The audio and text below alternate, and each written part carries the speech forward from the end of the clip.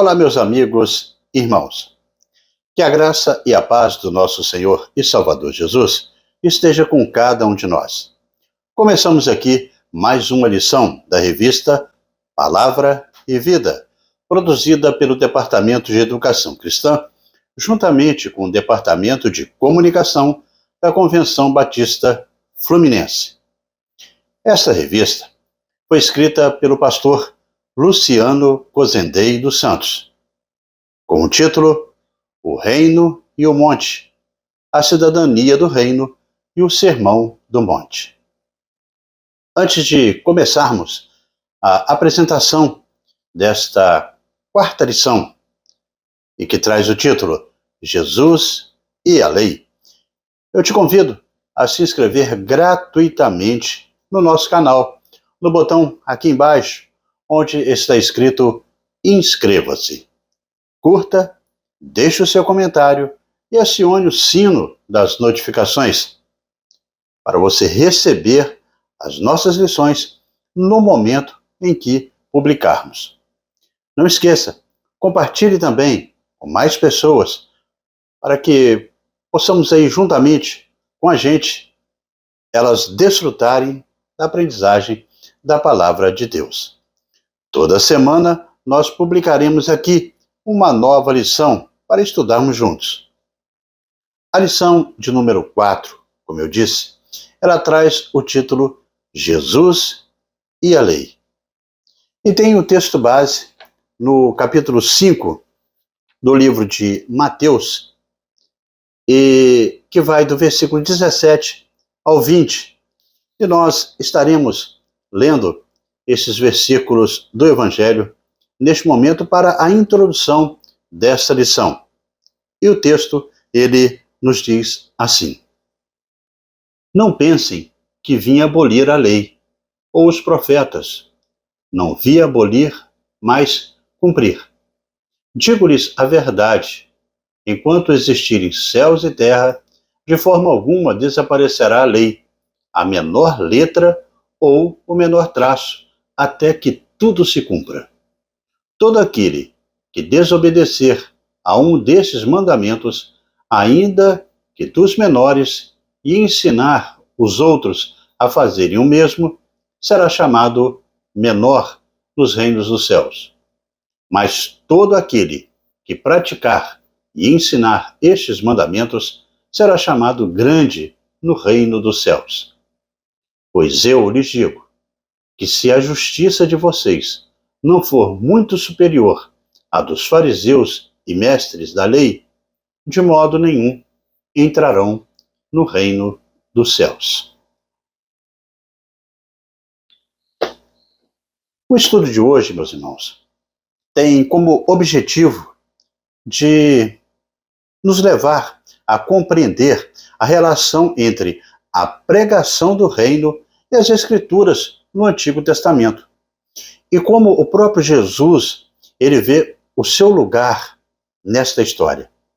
Também, ao final dessa lição, nós devemos saber como aplicar os ensinamentos do Mestre nesse estudo na nossa vida cotidiana, desafiando algumas interpretações legalistas e promovendo uma compreensão centrada na graça de Jesus, na transformação interior e na busca por uma justiça que excede as expectativas daqueles que agem nos dias de hoje, tal qual os fariseus do passado. Já estudamos nas lições anteriores sobre as bem-aventuranças e suas aplicações práticas em nossa vida diária.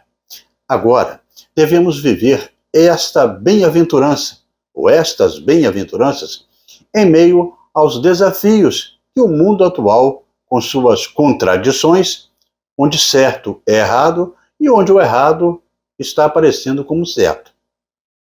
Como bem destaca a carta de 1 João 2, de 15 a 17, que diz que nós não devemos amar o mundo, nem aquilo que está no mundo. Se alguém está amando o mundo, o amor do Pai não está nele. Segundo João, tudo o que há no mundo, a cobiça, a carne, a cobiça dos olhos, a ostentação dos bens, não provém do Pai, mas do mundo. João ainda prossegue dizendo que o mundo e a sua cobiça vão passar, mas aquele que faz a vontade de Deus permanece para sempre. É inviável aderir estritamente às diretrizes do reino somente no contextos privados, pois a justiça manifestada na vida do crente atrairá a atenção. As bem-aventuranças, que representam aí as normas do reino, aplicadas com diligência em meio a um mundo marcado pelo pecado, desempenham um papel crucial no testemunho cristão. E é importante que nos versículos citados estão presentes exclusivamente no Evangelho de Mateus, proporcionando aí uma compreensão, um contraste com a interpretação farisaica da lei mosaica e também a evasão antinominiana da lei. Enquanto os fariseus, eles representavam aí uma abordagem legalista, aquelas pessoas que não tinham uma representação com a lei, uma posição extrema de negação, recusava a aceitação de qualquer obrigação legal ou mandamento divino. Então essa dicotomia aborda tanto a dispensação da graça quanto a rejeição das normas de conduta estabelecidas pela lei. Em contraposição ao legalismo, surge aí o antinomianismo, que é a doutrina que, em nome da supremacia da fé e da graça divina, prega a indiferença com a lei. À luz da compreensão de que toda a lei se resume nos dois maiores mandamentos que foram apresentados por Jesus nos evangelhos, a observância da lei moral é essencial, conforme Gálatas 5,14, que destaca que toda a lei se resume num só mandamento: ame o seu próximo como a si mesmo. Em Jesus, a lei foi e será totalmente cumprida, conforme Mateus 5, 17 e 21. Nele, o mandamento do amor a Deus e ao próximo se cumpriu. Satisfez e supera até hoje, pois não revoga todos os mandamentos da lei moral na antiga aliança. Assim, Jesus ele resumiu a lei para os saduceus, os fariseus, os intérpretes da lei. Respondeu que Jesus ele responde que amarás o Senhor teu Deus de todo o teu coração, de toda a tua alma, de todo o teu entendimento. Este é o grande e primeiro mandamento. O segundo, semelhante a este, é amarás o teu próximo como a ti mesmo. Destes dois mandamentos dependem toda a lei e os profetas, como destaca Mateus 22, de 37 a 40. E dessa forma, irmãos, chegamos ao primeiro tópico da nossa lição, que tem o título Um cuidado necessário. Um cuidado necessário. Neste tópico, nós devemos destacar que, apesar dos esforços, a busca pela justiça própria pode ser frustrante. Este fato de dar visto aí ao mundo que entende e nunca entenderá a ética divina, os preceitos de Deus e nem tampouco os seus favores, já que a ética e os favores deste mundo são baseados no tema toma lá da cá. Essa regra não funciona com Deus. Lutero, inclusive, trouxe, dentre várias contribuições, a ideia da palavra latina incurvitas, que significa virado para dentro, dando aí a compreensão de que a nossa natureza é interesseira, egocêntrica, egoísta. E por mais que todas essas características sejam bastante, a condição de incurvita, ou seja, voltado para dentro, tem um efeito revelador. Sem dúvida alguma, daquelas pessoas que estavam a ouvir os conselhos de Jesus, eles sentiram que ele, Jesus, era como se fosse um revolucionário em seu ensino. Eles devem ter pensado que ele pretendia destruir a lei de Moisés, ou os profetas, pelo relato do versículo 17. Visto que Jesus destaca aqui para que eles não pensem que ele veio abolir a lei ou os profetas. Porém, o mestre enfatiza que ele estava pronto para cumprir toda a lei. Nessa declaração muito significativa, Jesus ele indicou o seu relacionamento com o Antigo Testamento. Muitas das vezes, nós acreditamos que podemos alcançar a justiça por esforço próprio. E este pensamento decorre de nossa condição egocêntrica, voltada para dentro. E por isso, empunhamos esforços para atingir uma posição correta diante de Deus de maneira até ansiosa. Lutero ele afirma que é muito difícil para um homem acreditar que Deus é gentil com ele, porque, por essa ótica, o coração humano ele não consegue entender isso.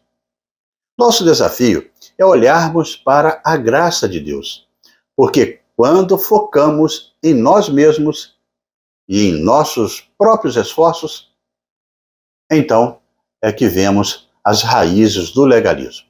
O legalismo é o antinomianismo. Não são soluções entre si, mesmo sendo opostos. A solução para ambos está na graça de Jesus. É possível presumirmos que os fariseus, eles acusavam Jesus de estar destruindo a lei.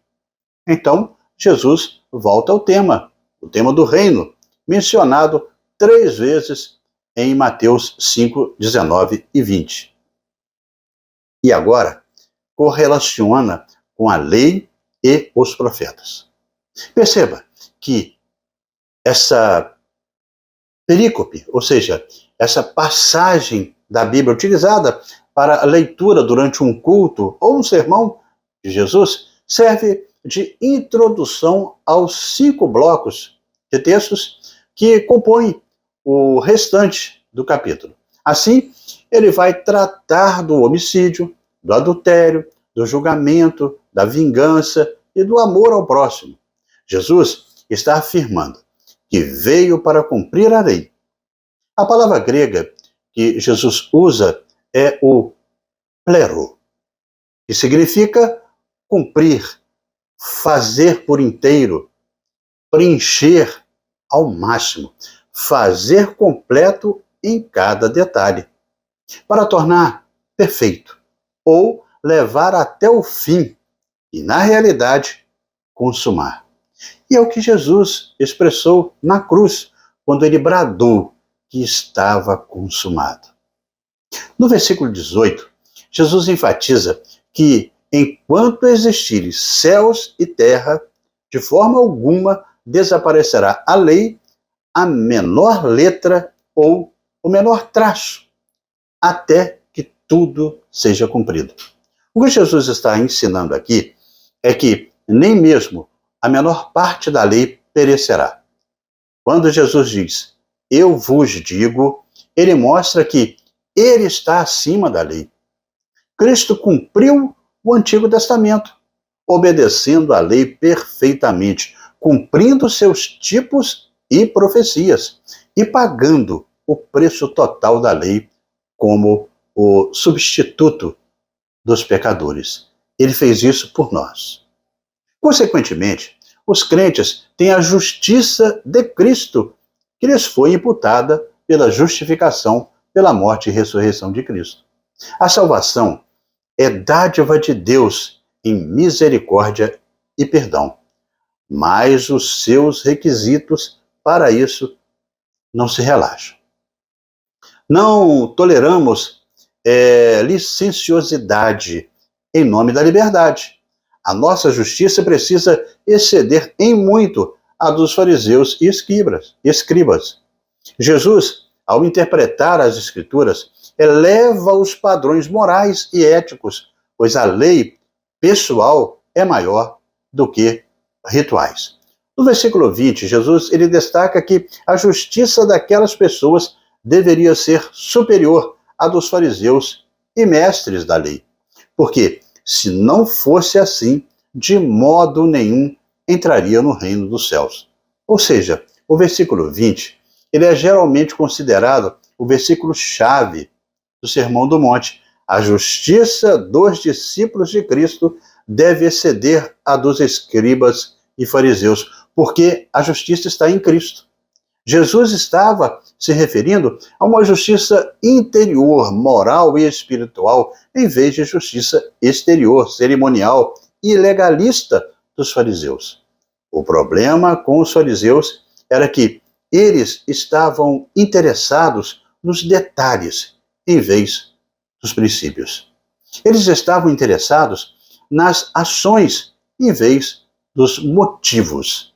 Eles estavam interessados em fazer em vez de ser. É correto para o cristão agradecer a Deus por não estar debaixo da lei, mas debaixo da graça. Mas, se ele pensa que as exigências sobre ele são menores, por causa disso, não leu o Sermão do Monte, de forma a compreendê-lo. Jesus declarou, enfatizando que ele exige uma justiça mais elevada do que a dos escribas e fariseus. No restante do capítulo, o Senhor fornece 6 exemplos que são concretos daquilo que ele quer dizer exatamente com isso. Ele basicamente se refere a uma justiça de atitude interior, em vez de meramente uma ação exterior para mostrar para os outros. Mas isso levanta a exigência que deve-se não só guardar as suas ações, mas também as suas atitudes. Não só as suas palavras, mas também os seus pensamentos. A lei de Cristo traz para aqueles que está guardando ela mais exigências do que a lei de Moisés. E dessa forma, amigos e irmãos, chegamos ao segundo tópico da nossa lição, a lição de hoje, que tem o título A Lei Pessoal é Maior do que os Rituais. A lei pessoal é maior do que os rituais. Nós devemos, neste tópico, refletir sobre as situações em que experimentamos sentimentos de ira e desprezo por parte de outras pessoas.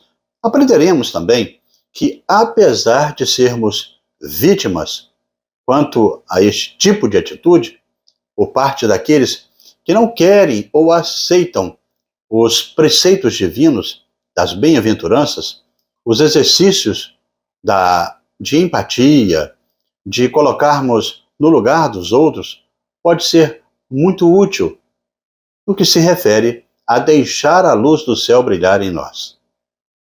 Neste tópico, teremos a oportunidade de refletir sobre o amor necessário àqueles que são diferentes e também desenvolver momentos de oração por aqueles que podem ter causado mágoas em nós. Devemos aqui refletir sobre como o amor ao próximo transcende muitas fronteiras e desafia conceitos pré-concebidos, conforme ensinados por Jesus. Veremos aqui, na prática, o que destacamos anteriormente no versículo 20. Enquanto os fariseus, eles colocavam o sábado e o lavar as mãos em destaque, Jesus está dizendo que o relacionamento de Deus com o homem é o que importa. O que segue, dos versos 21 até o 48, são ilustrações de que Jesus queria dizer. quando falou em cumprimento da lei. O primeiro destaque aí é a essência do homicídio. Versículo 21 ao 26. Jesus, ele fala do sentimento de ira e de desprezo que são tão perigosos quanto os crimes propriamente dito. Jesus, ele mostra como este cumprimento da lei é mais profundo que uma simples conformidade exterior. Não é matar, é pensar até em matar. Quem matar destaca um desenvolvimento tradicional, mas ainda trata do ato do homicídio. É o sexto mandamento do Decálogo, conforme Êxodo 20:13 e Deuteronômio 5:17. Jesus não o anulou. Antes, ele lhe deu uma interpretação mais elevada que a dos fariseus. Se você está irado com o seu irmão, você tem o homicídio em seu coração. Isso é grave. O segundo destaque é o desejo, o adultério, do versículo 27 ao 30. Para os judeus, seduzir uma mulher solteira ou uma esposa não judia não era considerado adultério. Jesus vai no ponto. Jesus, ele considerou o adultério como pecado contra qualquer mulher, como uma questão de atitude ou intenção, no versículo 28. O ensinamento é que o consentimento é o primeiro passo do pecado. Jesus indica que o pecado descrito em Êxodo 20:14 tem raízes mais profundas que o ato declarado. Qualquer que olhar caracteriza o homem cujo olhar não está controlado por uma santa reserva e que forma aí o desejo impuro de concupiscência por determinada mulher. O ato será consumado quando houver oportunidade. Para o homem que culpar o seu olho pelo pecado, Jesus mostra o procedimento lógico a ser tomado. Assim como amputamos órgãos doentes para salvar vidas, também o olho ou mão, tão desesperadamente aí afastado do seu objetivo, precisa de um tratamento drástico. Esta seria a lógica. É claro que Jesus, ele queria que seus ouvintes vissem que a verdadeira fonte do pecado está não no órgão físico, não no olho nem na mão, mas no coração do ser humano. O coração perverso do homem precisa ser mudado se ele quer escapar à ruína final do inferno. O terceiro destaque são os juramentos, versículo 33 a 37. Este parágrafo é uma conclamação para a simples honestidade, que torna até os juramentos desnecessários. Era costume torcer um juramento, buscar saídas para não cumprir palavras, ao mesmo tempo que fingir observá-los. A ideia deles era de que um juramento é obrigatório se Deus estiver envolvido. Jesus protesta não tanto contra os juramentos, como contra a desonestidade que se encontra aí por detrás das ficções legais. O alicerce dessa questão está em Levítico 19:12 e Deuteronômio 23:21, bem como na base de toda essa situação, que é Êxodo 27. Jurar em falso era um abuso que os judeus faziam dos juramentos. Isso levou Jesus a dizer: de modo nenhum jureis. É difícil achar uma brecha desta diretiva. Assim, o crente não deveria jurar para autenticar as suas declarações. Até mesmo o Estado deveria geralmente permitir uma afirmação em lugar do juramento exigido. Os judeus usavam a sua engenhosidade para classificar os diversos juramentos e, geralmente, perdoavam aqueles que não mencionassem Deus especificamente.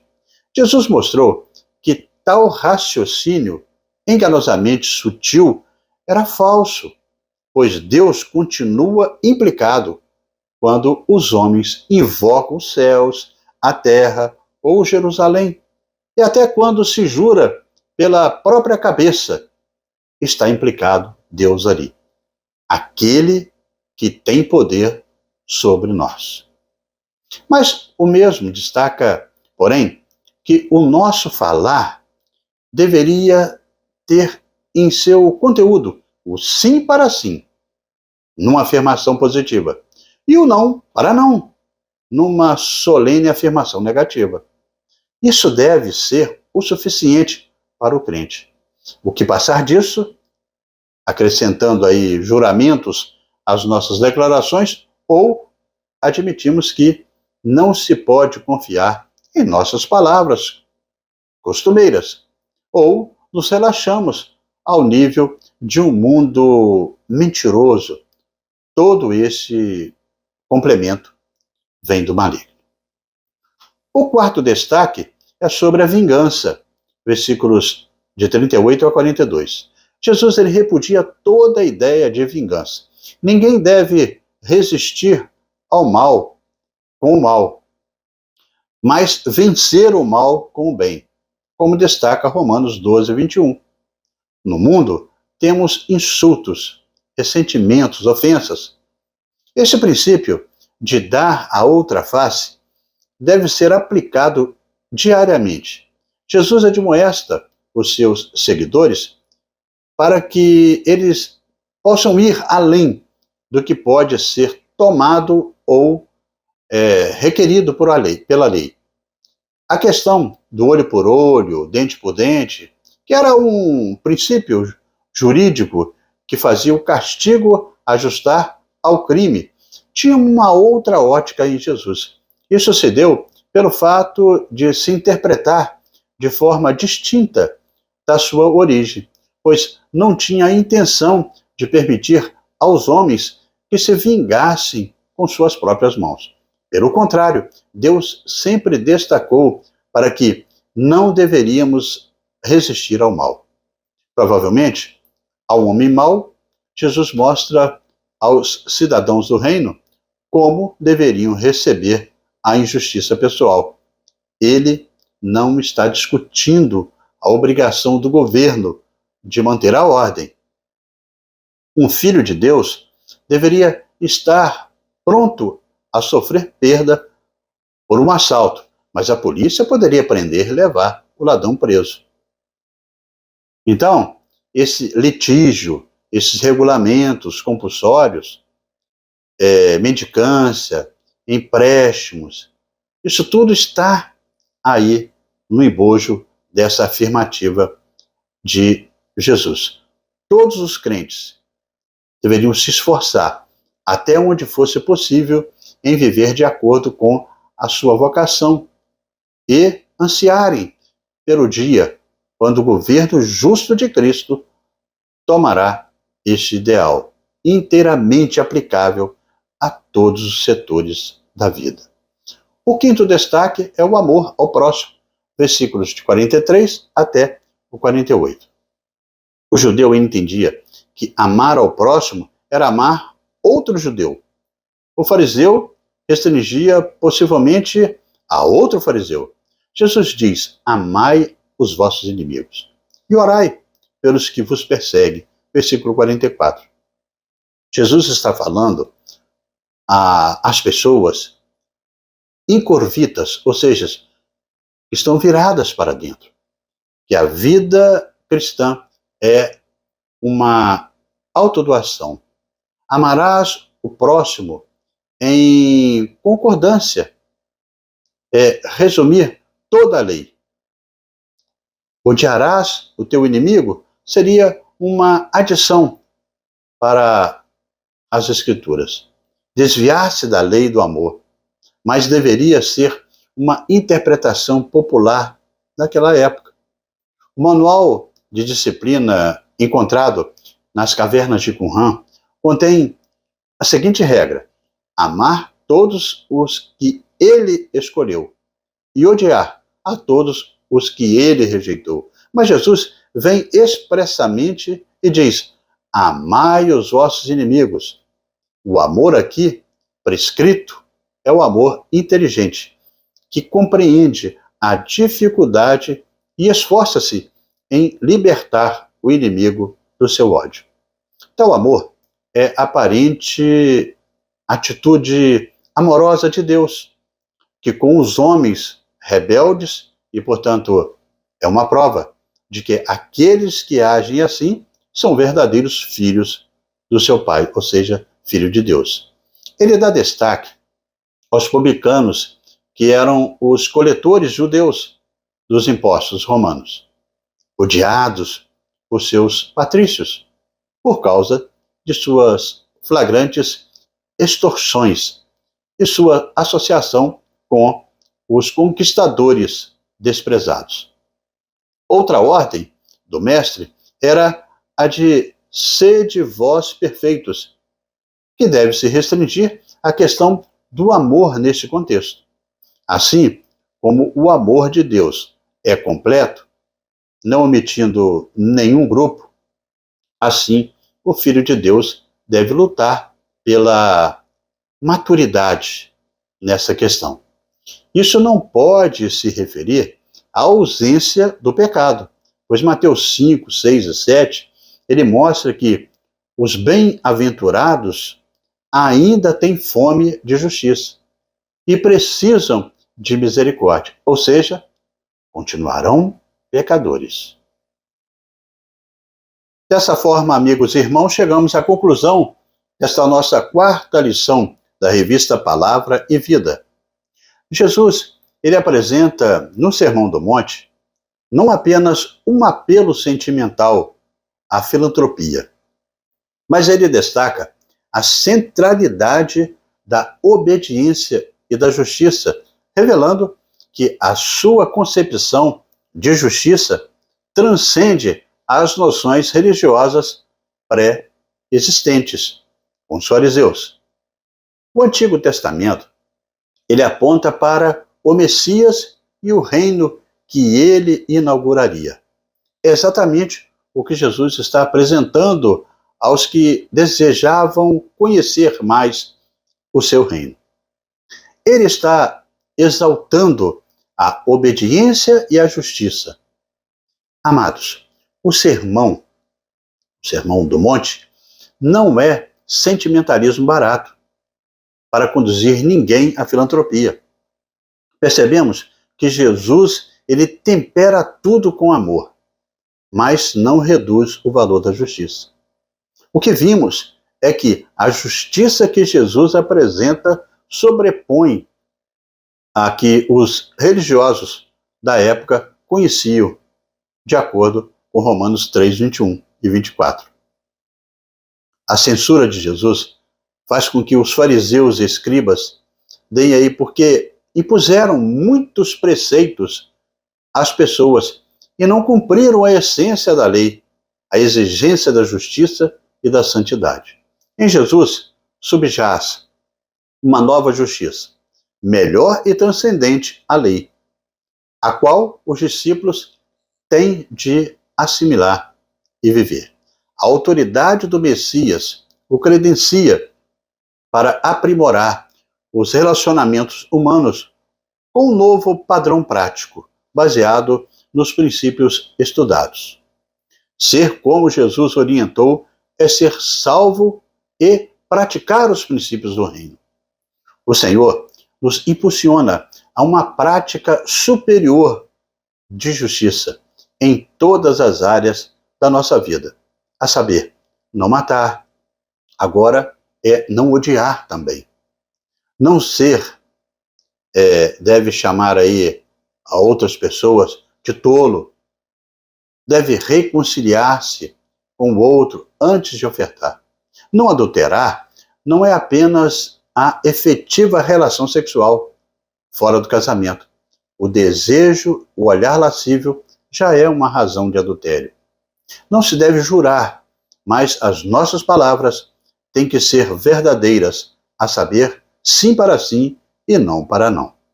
Aprendemos também, com essa lição, que não se cabe mais fazer justiça com as próprias mãos, mas deve-se amar o inimigo e orar por aqueles que nos perseguem. Agora, irmãos, chegamos ao nosso momento para pensar e agir, com 3 reflexões, as quais estaremos analisando juntamente com os irmãos neste momento. A primeira reflexão é quanto ao olhar. O olhar para os próprios esforços e encontrar com as raízes do legalismo. É muito perigoso um olhar sem a criticidade de acordo com os conceitos de Jesus. Porque às vezes nós toleramos licenciosidades, algumas questões que estão em nome da liberdade. Como você se relaciona com a palavra de Deus quanto a isso? A palavra de Deus sempre será viva e eficaz. Jesus foi bem claro quanto às questões da lei, sendo bem direto, que não veio para desfazer a mesma, mas para cumpri-la em sua integridade. Nosso Senhor, ele não aparece como um revolucionário, intransigente, subversivo.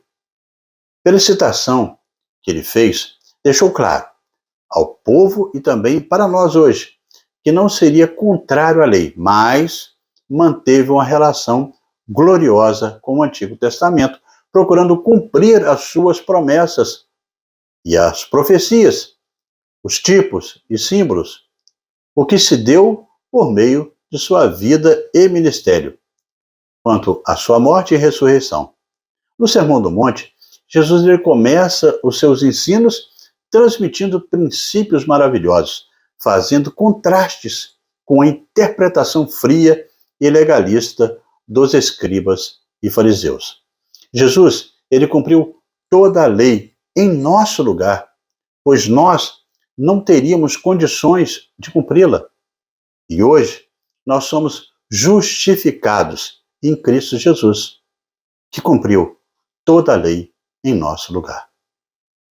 A segunda reflexão é quanto valorizar as pessoas e enxergar o coração.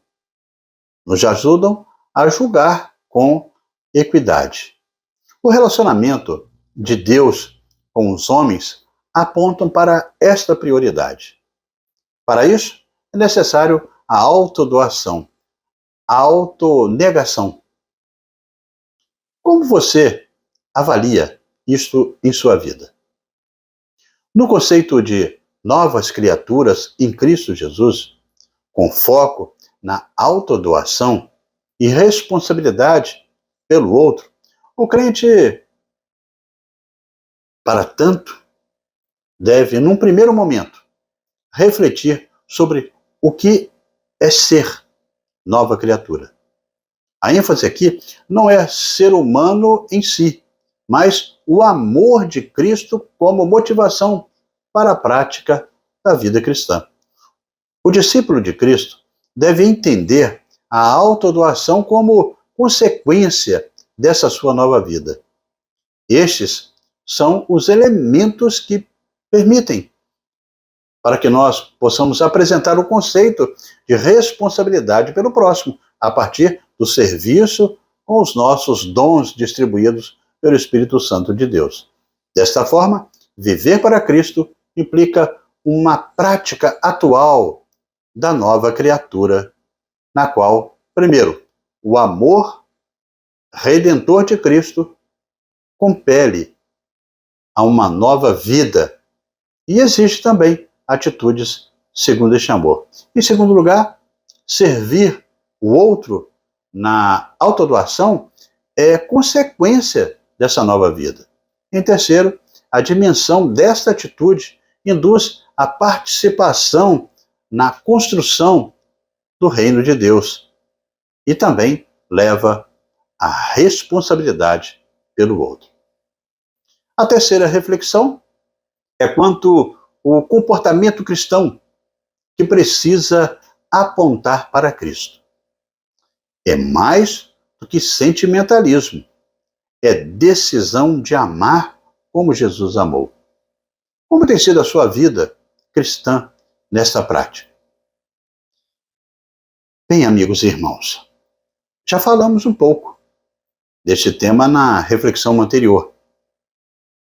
Em sua piedade ou devoção religiosa, os cristãos não devem se acomodar nem com o tipo hipócrita dos fariseus, nem com o formalismo mecânico dos pagãos. A piedade cristã deve destacar-se, acima de tudo, pela realidade, pela sinceridade dos filhos de Deus que vivem na presença do Pai Celestial e se Ele é o autor e consumador de nossa fé. Também tem que ser o participante principal de nossas atitudes diárias. Assim, amigos e irmãos, depois de concluirmos estas 3 reflexões, devemos ficar atentos à importância de evitar as armadilhas do legalismo, cultivar uma visão equilibrada, baseada nos valores das pessoas e do coração, e reconhecer a necessidade de um comportamento cristão que verdadeiramente reflita o amor de Cristo, que proporciona uma profunda avaliação pessoal e direcionamento para uma prática de fé autêntica, segundo os conceitos do Mestre. E assim, amigos e irmãos, terminamos mais uma lição da revista Palavra e Vida. Mas antes de você sair da nossa apresentação, eu convido você a se inscrever aqui no nosso canal, no botão aqui embaixo, onde está escrito inscreva-se. Curta, deixe o seu comentário, acione o sino das notificações e compartilhe, para que mais pessoas também possam desfrutar do conteúdo para a edificação de cada um na aprendizagem da Palavra de Deus. Na próxima semana, estaremos estudando a lição de número 5, com o título Deus conhece a intenção do coração. Deus conhece a intenção do coração. E estaremos publicando aqui esta nova lição, se Deus assim nos permitir. Amém?